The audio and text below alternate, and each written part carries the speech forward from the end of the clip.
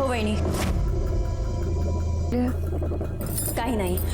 अगली बार जब तेरा महीना आएगा ना तो 16-17 दिन पहले मुझे बता देना, मैं तुझे सब समझा दूंगी। लेकिन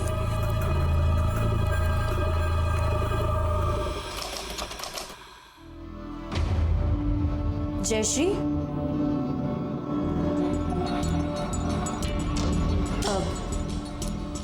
तूने लता वर्णी को कहा था कि तेरा महीना शुरू होने में 16-17 दिन बाकी हैं।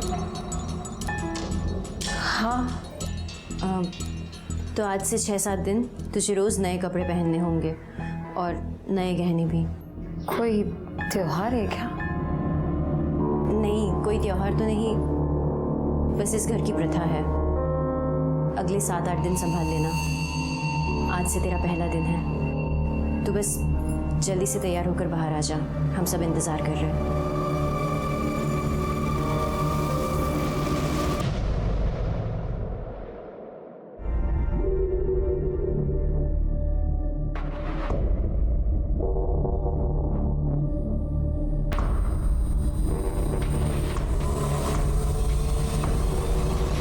बहुत सुंदर लग रही हो। ये मेरी चॉइस की साड़ी है। वही, लेकिन आज क्या है? हम बताएंगे आज क्या है। आओ आओ, बैठो यहाँ पे।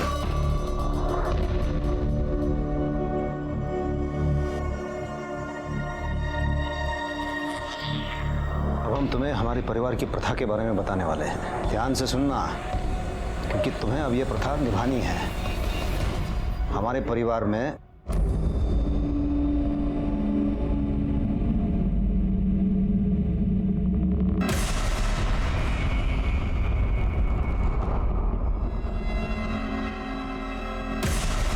आप लोग का दिमाग खराब हो गया है, पागल हो गए हो आप लोग।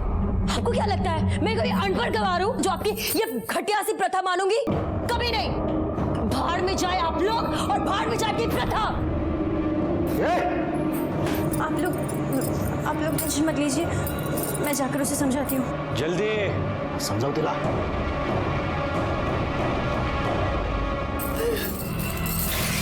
इनको तो मैं चौका दिखा के रहूंगी।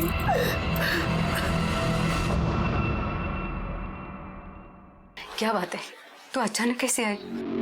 अरे शादी को 10 दिन नहीं हुए और तू मायके चली आई, और वो भी अकेले। बोलना पड़ा, कहाँ से? हाँ, ये लो ताई, अच्छा है। नहीं चाहिए। ताई, ऐसा गुस्सा करने से क्या होगा? अब आप बोलोगी नहीं, हमें कुछ बताओगी नहीं, तो हमें कैसे पता चलेगा? अच्छा बताओ, अचानक आने की क्या वजह है? मैं यहाँ ये सोच के आई कि ये भी मेरा घर है, लेकिन तुम लोगों को अगर मेरा आना पसंद नहीं है तो मैं यहाँ से भी चली जाती हूँ। नहीं ताई, अरे ताई! कहाँ से रहीला? प्रथा वथा तो भूल ही जाओ, मैं तुम्हारे बिना उस घर में पैर भी नहीं रखूंगी। क्यों बात को बढ़ा रही है? और क्या जरूरत थी ऐसे घर छोड़ के आने की? हैं? बोला था ना मैंने, मैं हूँ तेरे साथ, मैं संभाल लूंगा। लेकिन तूने मेरी एक नहीं सुनी। अब तू एक काम कर, कल के कल घर वापस जा, बाकी मैं देख लूंगा, ठीक है? और जल्दी आऊंगा मैं। चल अभी फोन रखता हूँ।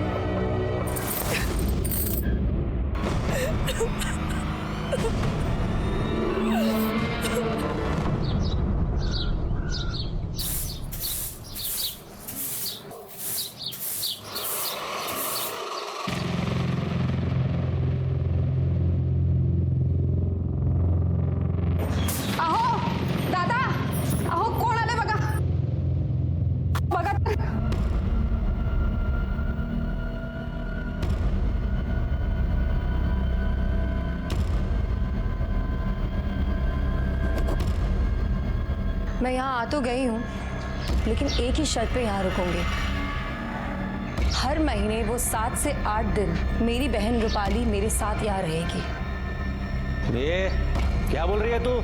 अगर आपको मंजूर है तो ठीक है, वरना मैं वापस अपने माँ के घर चली जाती हूँ। जयश्री रुको, माँ के घर जाने की कोई जरूरत नहीं है, और अगर तुम चाहो तो तुम्हारी बहन पूरा महीना यहाँ पे रहेगी। चलो रूपाली। ये लता, हाँ क्यों बोली तो? अगर हाँ नहीं बोलती तो वो दरवाजे से लौट जाती। आणि तुम्ही काळजी नका करू. आपली प्रथा तिला मानावीच लागेल. कौन सी थी ये प्रथा? या प्रथा की आड़ में कोई ढोंग, कोई पाखंड चल रहा था जिसे मानने से जयश्री ने इनकार कर दिया था. काफी कुछ बाकी रह गया था इस केस में इन्वेस्टिगेट करने के लिए, जिसकी शुरुआत तब हुई थी जब लोकल पुलिस को एक लड़की की जली हुई लाश की खबर मिली.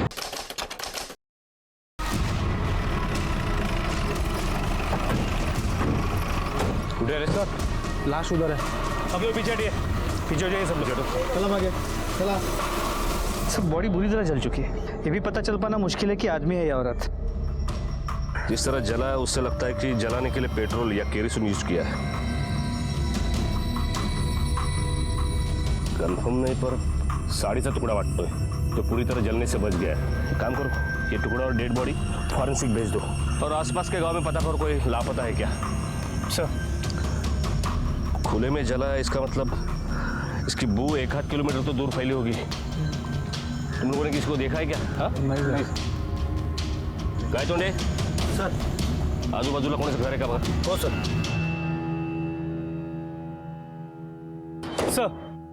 सर, आपका अंदाजा सही निकला. फोरेंसिक रिपोर्ट के मुताबिक वो बॉडी किसी औरत की थी जिसकी उम्र करीब 20 से 23 साल होगी और हाइट करीब 5 फुट 3 इंच. उस पर पेट्रोल डाल के उसे जलाया गया. पर वहाँ बॉडी के बाद जो कपड़ा मिला था वो किसी साड़ी का टुकड़ा था.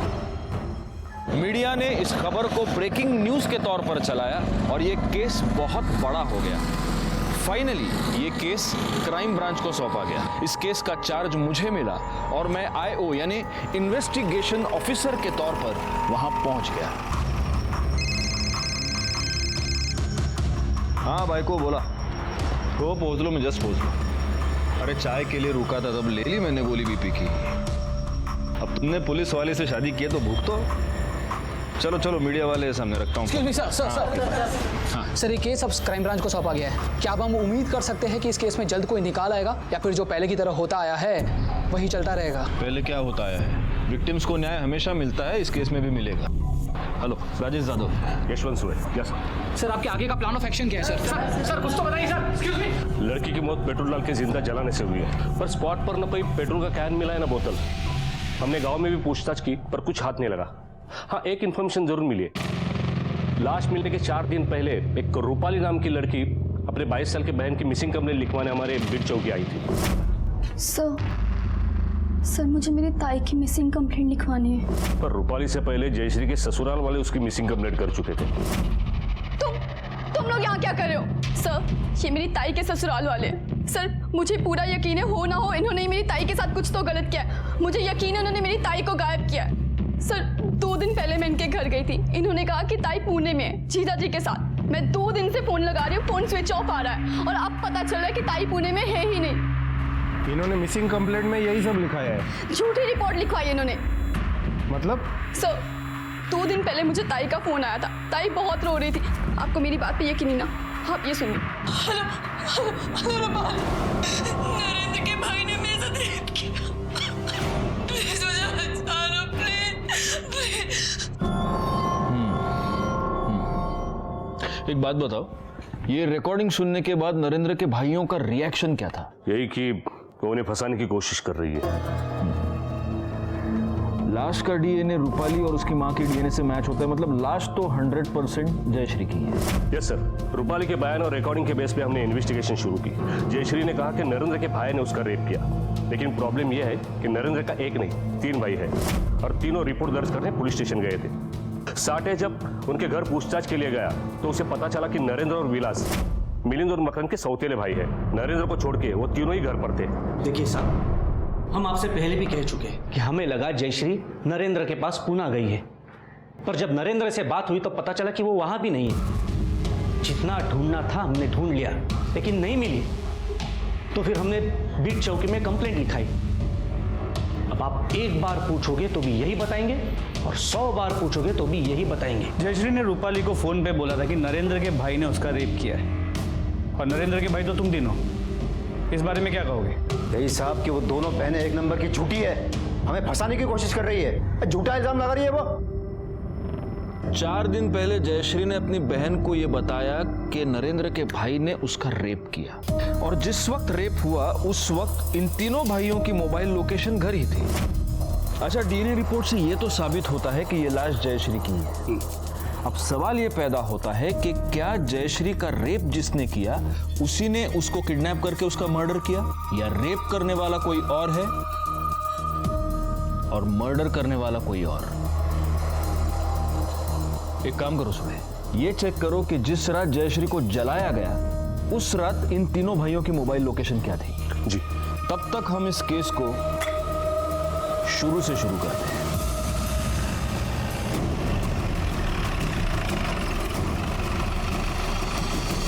रूपाली, मैं जानता हूं तुम अपनी बहन से बहुत प्यार करती थी। हम उसको वापस तो नहीं ला सकते, लेकिन उसे और तुम्हें न्याय दिलाने की पूरी कोशिश कर सकते हैं। लेकिन उसके लिए हमें सब शुरू से मालूम होना चाहिए।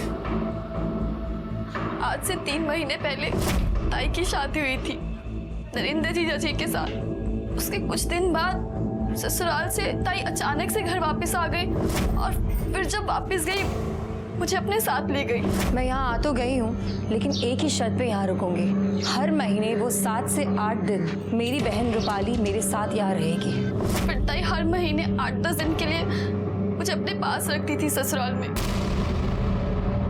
इस महीने में नहीं जा पाई। जिस दिन रात को ताई का फोन आया कि नरेंद्र जीजा के भाई ने उनके साथ रेप किया, उसके बाद से ताई का फोन स्विच ऑफ आ रहा था। एक बात बताओ रूपाली, तुम्हारी बहन हर महीने 8-10 दिन के लिए तुम्हें अपने ससुराल बुला लेती थी, तुम वहां रहती थी, ऐसा क्यों? मुझे नहीं पता सर, मैंने ताई को पूछा भी पर उन्होंने कभी कुछ नहीं बताया। अच्छा, उन 8 दिनों में तुम्हें वहां किसी के बर्ताव में कुछ भी अजीब लगा, कोई अजीब हरकत? नहीं सर। उनकी तरफ से दहेज की कोई डिमांड? नहीं, ऐसा कुछ नहीं था। पर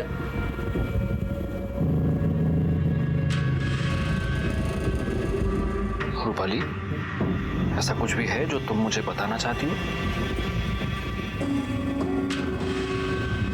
नहीं सर, सब बता दिया मैंने आपको।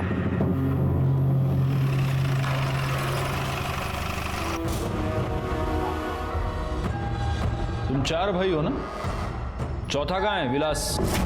सर वो शहर गया है हमारी धंधे के काम से। 8-10 दिन में आ जाएगा वो। 8-10 दिन? वो ये जानता नहीं कि जब तक ये इन्वेस्टिगेशन चल रही है वो गांव छोड़कर जा नहीं सकता? हाँ? फोन लगा उसे।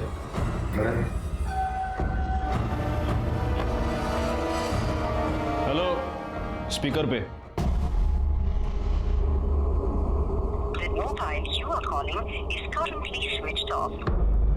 भाई घर में तो छुपा नहीं है, देखो जरा। साहब नहीं है वो यहाँ पर। देखने में क्या हर्ज है, पैसे थोड़ी लगते हैं। साठे गाय तोड़े चेक करा। तुम लोग जानते हो ना, जयश्री के फोन कॉल के बेसिस पर उसकी बहन ने तुम लोगों पर रेप का इल्जाम लगाया है। रेप अक्यूज्ड होने का मतलब जानते हो तुम? साहब वो दोनों बहनें बहुत लालची है, और रूपाली है ना हमसे और पैसे निकालना चाहती है, और कुछ नहीं। और पैसे मतलब ये सर, वो माँ की बीमारी का बोल के हमसे पहले से 5 लाख रुपया ले चुकी है। अब पैसे की लत लग गई। आपको मुझ पर यकीन नहीं होता ना, नरेंद्र से पूछ लीजिए आप। हाँ साहब, हम पहले उसे 5 लाख रुपए दे चुके हैं। मुझे पूरा यकीन है मेरे भाई ऐसा गलत काम नहीं कर सकते। अच्छा, तुम्हें ये पता है कि ये नहीं कर सकते, तो तुम्हें ये भी पता होगा कि कौन कर सकता है? हाँ? सर, विलास अंदर नहीं है। सर विलास आत्मदे नहीं है। हो गई तसल्ली? अब आप लोग जा सकते हैं।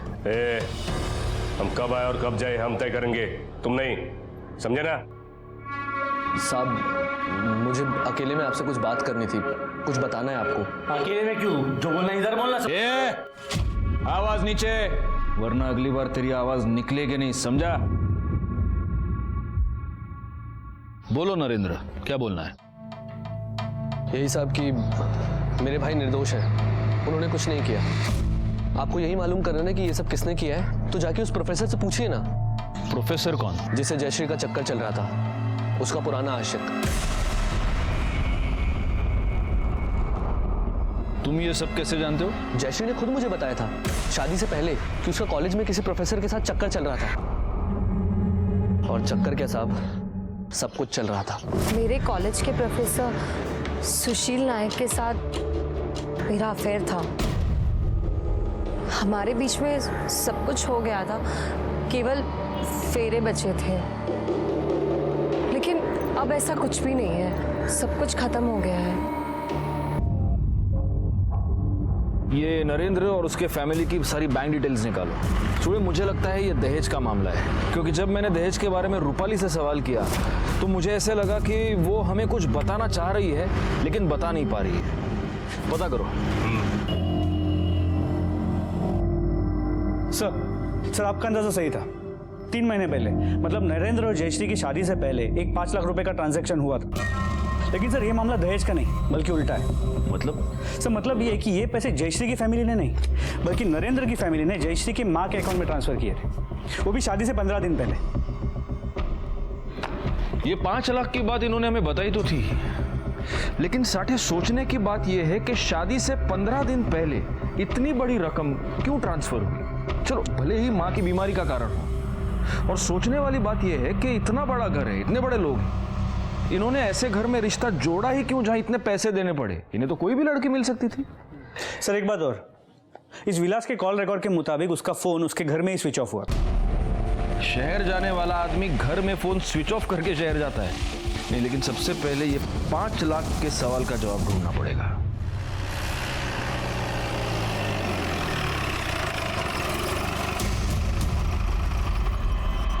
इससे पहले मैंने जब तुम्हें दहेज के बारे में पूछा था तब तुमने ये क्यों नहीं बताया कि नरेंद्र की फैमिली ने तुम लोगों को 5 लाख रुपए दिए थे? सर हमारी मजबूरी थी। आई बहुत बीमार रहती थी, उनके इलाज के लिए पैसों की जरूरत थी जो हमारे पास थे नहीं। नरेंद्र जीजा जी की फैमिली ने कहा कि वो ताई को खरीदना चाहते हैं उनसे शादी के लिए।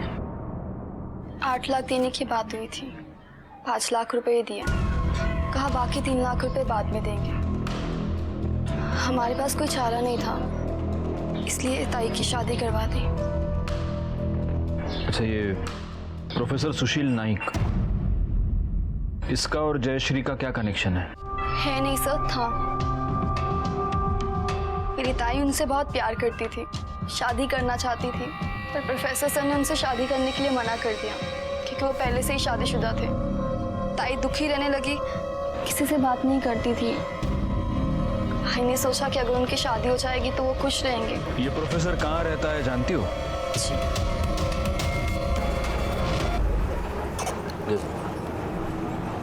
सर मुझे लगता है इस केस में 5 लाख रुपए बहुत अहमियत रखती है और यही कारण जयश्री की मौत का भी हो सकता है। ये मत भूलना छोड़े कि जयश्री ने अपनी मौत से पहले अपनी बहन को जो आखिरी फोन किया उसमें उसने कहा था कि नरेंद्र के किसी भाई ने उस पर रेप किया है।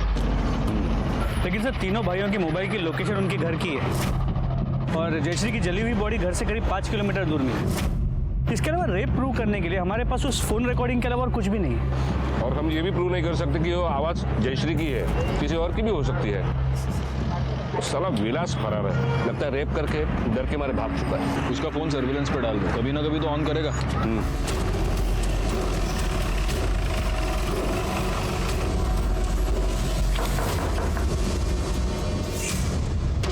प्रोफेसर सुशील नाइक।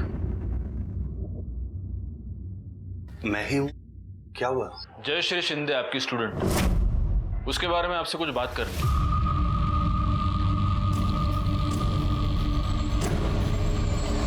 सर क्या हम बाहर चलकर बात कर सकते हैं प्लीज?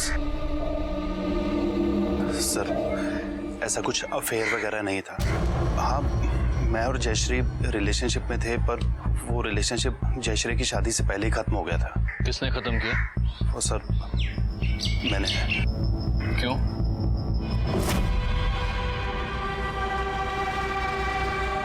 क्या हुआ? ऐसे मुंह क्यों फुला रखा? मुझे आपसे शादी करनी है। तुम्हें पता है मैं शादीशुदा हूँ, मैं तुमसे शादी नहीं कर सकता। देखिए, आप जैसे कहेंगे, जहाँ रखेंगे, मैं खुशी खुशी वहाँ रह लूँ। तुम क्या बकवास करेंगे? मैंने तुमसे कहा था कि मैं तुमसे शादी नहीं कर सकता। तुम अपनी मर्जी से आई थी, और अगर ऐसा है ना तो आज अभी सब खत्म कर। और फिर उसके बाद मैं जयश्री से नहीं मिला। बाद में पता चला कि उसकी शादी हो गई है। देखिए प्रोफेसर साहब, जब तक ये केस पूरी तरह सॉल्व नहीं हो जाता आप गांव छोड़कर जा नहीं सकते। ठीक है सर। Thank you. सुड़े, इस प्रोफेसर के पिछले 6 महीने के कॉल रिकॉर्ड्स निकलवा। पता तो चले पिछले 6 महीने में इसने जयश्री को कांटेक्ट करने की कोशिश की है या उससे मिला है। अगर ये उससे मिला होगा तो हो सकता है मर्डर में इसका हाथ हो। नहीं, ऐसा कह तो नहीं सकते, लेकिन एक बात जरूर है, इस विलास के गायब होने का इस केस से जरूर कोई ना कोई संबंध है। इन तीनों भाइयों से प्यार मोहब्बत से पूछताछ अब बहुत हो गई।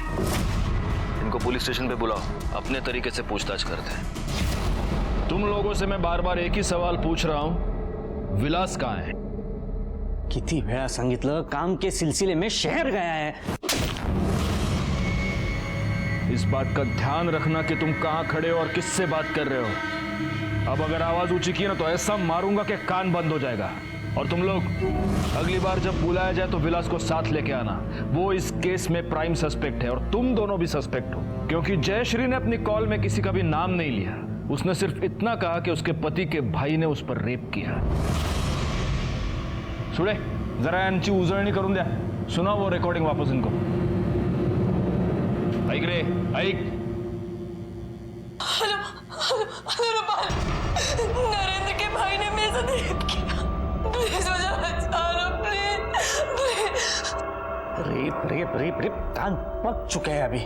इसे रेप नहीं कहते, हमारी ये प्रथा है। प्रथा है आमची प्रथा। प्रथा? हो साहब, मंच को बढ़ाने की प्रथा है ये। अब हम तुम्हें हमारे परिवार की प्रथा के बारे में बताने वाले हैं। ध्यान से सुनना, क्योंकि तुम्हें अब ये प्रथा निभानी है। विलास और नरेंद्र हमारे सौतेले भाई हैं। उनकी माँ हमारे बराबर की नहीं थी, तो हमारे खानदान का वारिस बेटा उनका खून नहीं हो सकता। मीना और लता दोनों को लड़कियां हुई हैं। हम तुमसे लड़के की उम्मीद रखते हैं, उस लड़के की जो हम में से ही किसी का हो।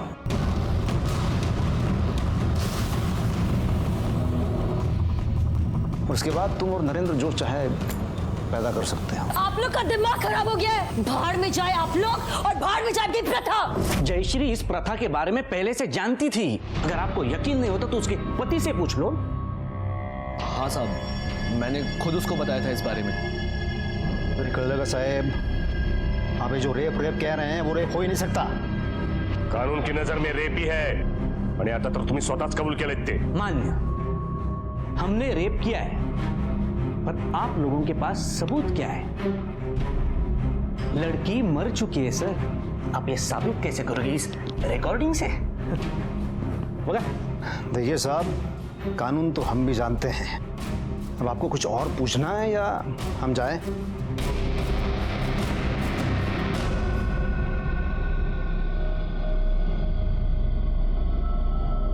सर, मिलिंद जिस तरह चिल्ला रहा था उससे तो लगता है कि इन तीनों ने जयश्री के साथ कुछ किया है। वो साला इतना चिल्ला पाया क्योंकि उसे पता है कि हम रेप प्रूव नहीं कर सकते। सर 2-3 तास आतमध्ये घेऊन तोडूया त्यांना, सगळं खरं बोलतील। लेकिन कोर्ट में प्रूव कैसे करोगे? नहीं नहीं नहीं, हमें रेप केस पर नहीं, हमें मर्डर केस पर कंसंट्रेट करना चाहिए।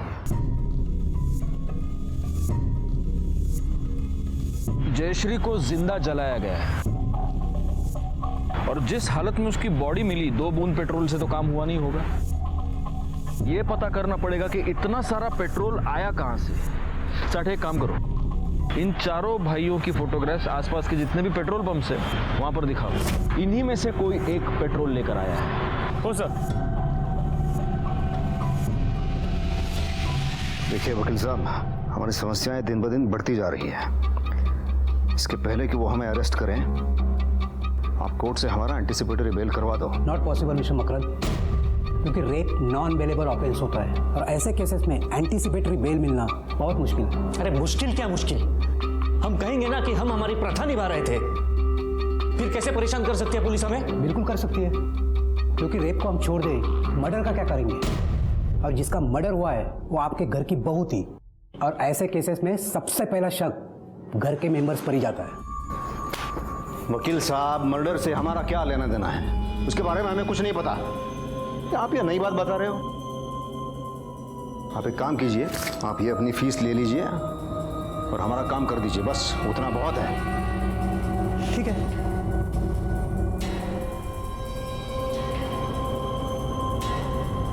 पुलिस को कोई कुछ नहीं कहेगा, उनको जो चाहे करने दो। पुलिस हम तक कभी पहुंच नहीं पाएगी, कर लगा।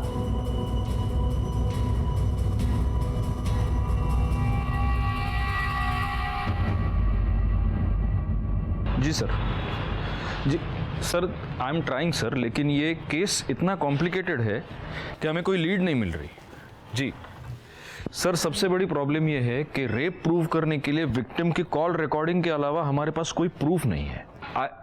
I know sir, I am trying my best. जय हिंद सर।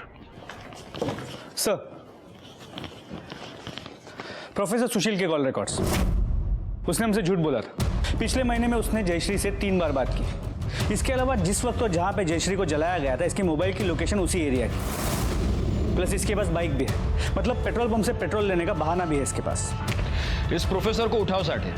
अब इसकी क्लास हम लेंगे और इसे सिखाएंगे कि झूठ बोलने का नतीजा क्या होता है। मैंने जयश्री को कॉल नहीं किया था, जयश्री ने मुझे कॉल किया था। वो मुझसे 5 लाख रुपए मांग रही थी। 5 लाख? किस बात का 5 लाख? सर मुझे नहीं पता सर, उसने कहा बहुत अर्जेंट है। सर 5 लाख बहुत ज्यादा होता है, मुझे जैसा प्रोफेसर 5 लाख कहाँ से लाएगा सर?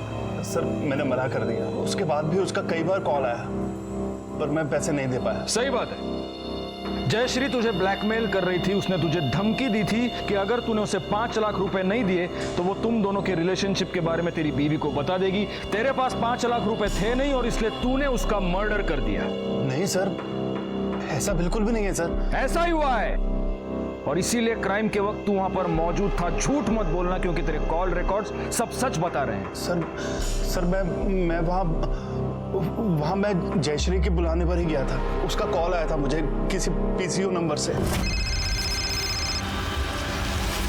हेलो सर, वो कह रही थी उसकी जान को खतरा है। मैं सर वहाँ पहुँचा भी, पर ना जयश्री आई ना उसका कोई कॉल आया। तो तुझे पता था कि जयश्री बहुत बड़ी मुसीबत में है, लेकिन फिर भी तू चुप रहा। सर मेरे बीवी बच्चे हैं सर, इसलिए।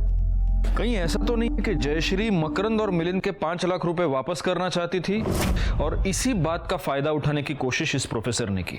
जब जयश्री नहीं मानी तब उसने जयश्री का मर्डर कर दिया। इसीलिए प्रोफेसर की मोबाइल लोकेशन भी उस वक्त क्राइम स्पॉट है। हो सकता है सर। एक काम करो साठे, इस प्रोफेसर के बाइक डिटेल्स भी आसपास के सारे पेट्रोल पंप्स को दे दो, ताकि हमें ये पता चले, और उसे फोटो दिखाओ। अगर वो फोटो पहचानता है तो हमने अपना केस सॉल्व कर लिया है। सर विलास का फोन सर्वेलेंस पे था और वो अभी स्विच ऑन हुआ है। वो कहीं नहीं गया, गांव में ही छुपा बैठा है। चलो साठे, विलास की अभी मोबाइल लोकेशन कहाँ है? सर फिलहाल तो उसकी फोन की लोकेशन स्टैटिक है, यहाँ पे। वही छुपा होगा।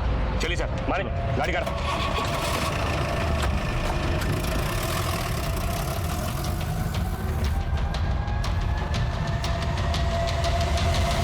तो नेटवर्क ना होने की वजह से लोकेशन नहीं दिख रहा है। लोकेशन नहीं पता चलेगी तो पकड़ेंगे कैसे सुड़े? एक काम करो, हाईवे पे ले लो, हाईवे पे देखते हैं उसको।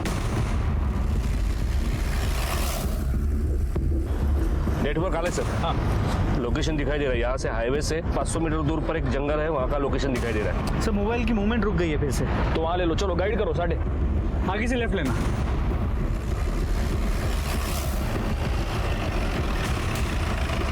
सर लोकेशन यही का दिखा रहा है। साठे फोन लगाओ उसको।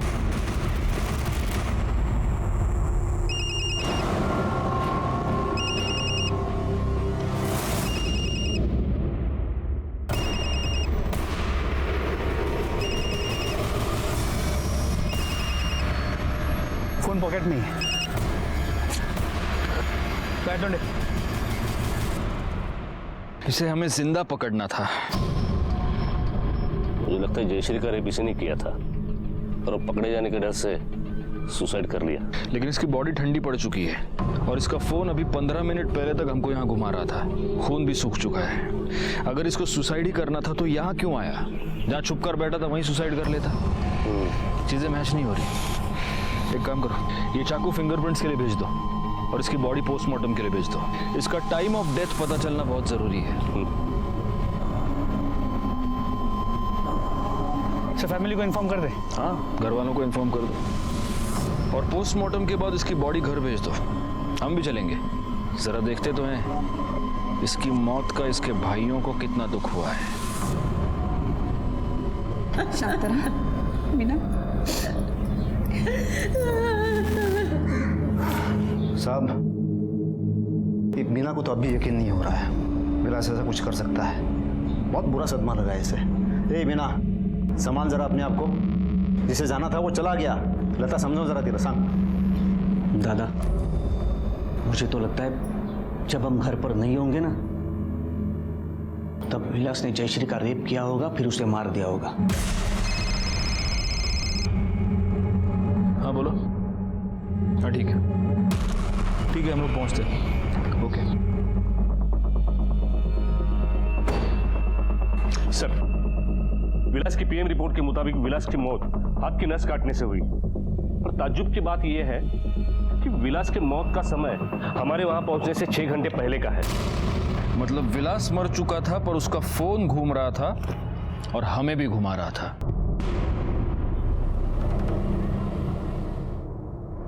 सर मुझे लगता है कि या तो वो प्रोफेसर या तीनों भाइयों में से कोई है जो विलास का फोन यूज करके हमें गुमराह कर रहा था, क्योंकि वो जानता था कि जैसे ही फोन स्विच ऑन होगा उसके लोकेशन के बारे में पता चल जाएगा। फोन घर पे स्विच ऑफ हुआ और अचानक इतने दिनों बाद घर से जंगल तक पहुंच गया। इस मर्डर के पीछे उस प्रोफेसर से ज्यादा उन 3 भाइयों में से कोई है।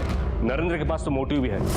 अगर उसे पता चला कि विलास ने उसके बीवी का रेप किया है तो उसे जिंदा नहीं छोड़ेगा।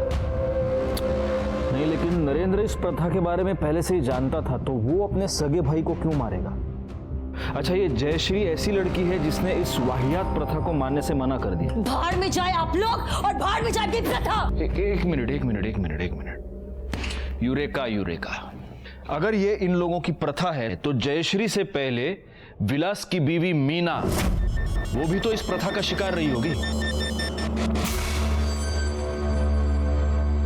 ये याद रखिए कि अगर आज आप चुप रहेंगे तो कल आपकी बेटी के साथ भी वही होगा जो आपके साथ हुआ है। हमें प्लीज बताइए इस घर में एग्जैक्टली क्या हुआ है और कब से चल रहा है? जब से मैंने देखा है तब से ये घटिया प्रथा चली आ रही है। मेरे ससुर ने 2 शादियां की थी।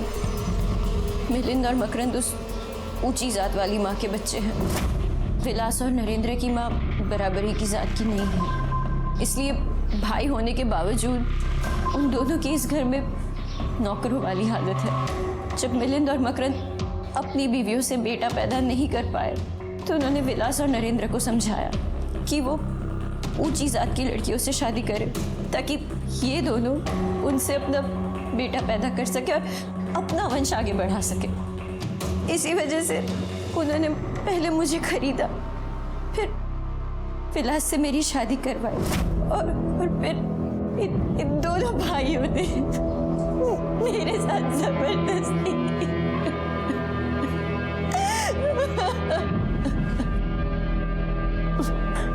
फिर जयश्री के साथ भी इन्होंने यही सब किया। लेकिन फिर इन्होंने जयश्री को मारा क्यों? पता नहीं, पर जिस दिन उन लोगों ने जयश्री के साथ जबरदस्ती की वो उसी दिन समझ गए थे कि वो चुप बैठने वाली नहीं है, इसलिए वो दोनों उसे कहीं बाहर ले जाने वाले थे। नरेंद्र के भाई ने मेरे साथ रेप किया। प्लीज मुझे बचा लो, प्लीज। तू टेंशन मत ले, कुछ नहीं होगा। एक तो बात अपने तक आएगी नहीं, और अगर आ भी गई ना, मैं विलास पे डाल दूंगा।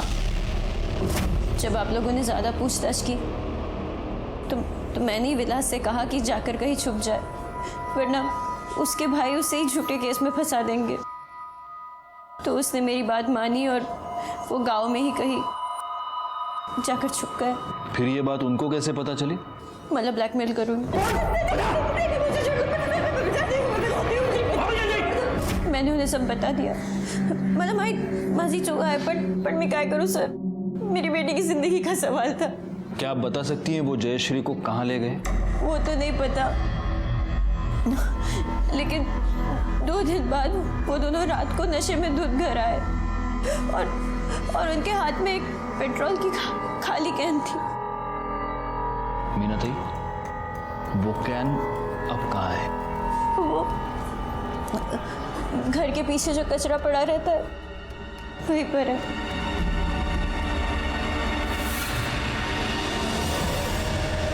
तुमने मेरे पास सबूत मांगा था ना?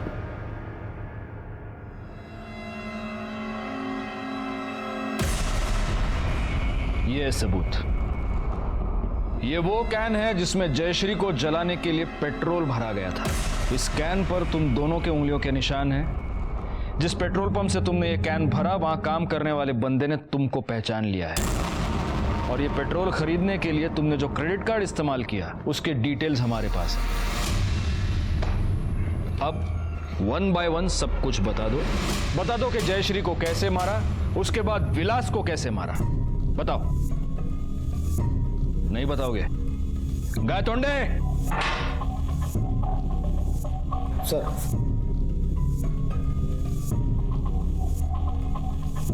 अच्छा होगा तुम अपने मुंह से बोल दो, वरना ये मिर्चियां तुम्हारे मुंह से होते हुए तुम्हारे पेट में जाएंगी और फिर तुम दोनों हर जगह से बोलने लगोगे। विलास को कैसे मारा? चतरा था गायतोंडे, ठूसो मिर्चियां इनके मुंह में। नहीं, सर, हमने विलास को झूठ बोला था। देख विलास, जयश्री तो मर गई है, पर हमारे परिवार को फंसा गई और पुलिस को सबसे ज्यादा शक तुझ पे है, क्योंकि तू नरेंद्र का सगा भाई है। तो एक काम कर, जब तक मामला ठंडा नहीं होता तू यहाँ से निकल जा। दादा, यहाँ कहाँ लेके आए? अरे क्या करूं दादा? और फिर हमें गुमराह करने के लिए उसका मोबाइल ऑन किया और उसके छुपने की जगह से मौत की जगह तक ले गए। जी साहब। अब जयश्री, उस बेचारी को क्यों मारा? हमने मारा क्योंकि हमारे साथ धोखा हुआ था। धोखा मतलब? तुम्हें क्या लगता है तुम ये प्रथा के नाम पे जो घिनौनी हरकत कर रहे हो, ये सब करने से तुम्हें तुम्हारी ऊंची जाति का वारिस मिल जाएगा? कभी नहीं मिलेगा, कभी भी नहीं मिलेगा। क्यों नहीं मिलेगा? क्यों नहीं मिलेगा? क्योंकि मैं भी ऊंची जाति की नहीं हूँ, और जो मेरी माँ है ना, वो तुमसे भी नीची जाति की है। अब बताओ क्या करोगे? मुझे पूरा दिन यहाँ बांध के रखोगे? बेचारे, शक्ल तो देखो तुम्हारी, ऐसा लग रहा है तुम दोनों का किसी ने रेप कर दिया हो। कहाँ से लाओगे ऊंची जाति की वारिस? कहाँ से लाओगे? इसने धोखा दिया रे हमें। दुलारे, पेट्रोल लेके आ जा, इस 5 लाख के कचरे को यही जला देंगे। जा।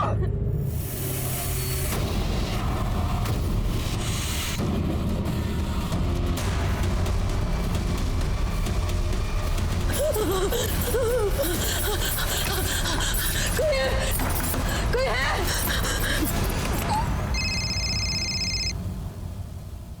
हेलो, मैं तालाब वाले मार्केट के पास से बोल रही हूँ। मेरी जान खतरे में। हेलो।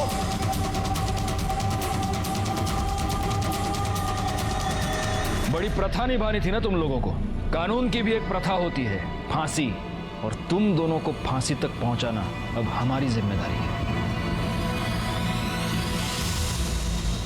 हमारे देश में ऐसी सैकड़ों प्रथाएं हैं जो जयश्री जैसे हजारों मासूमों को अपना शिकार बनाती है। आप भी सावधान रहें, जाति पाति, रंग रूप, प्रथा, रीति रिवाजों की अंधभक्ति से बचें, वरना वो दिन दूर नहीं जब नजरें होते हुए भी हम देख नहीं पाएंगे, जुर्म की दस्तक को सुन नहीं पाएंगे।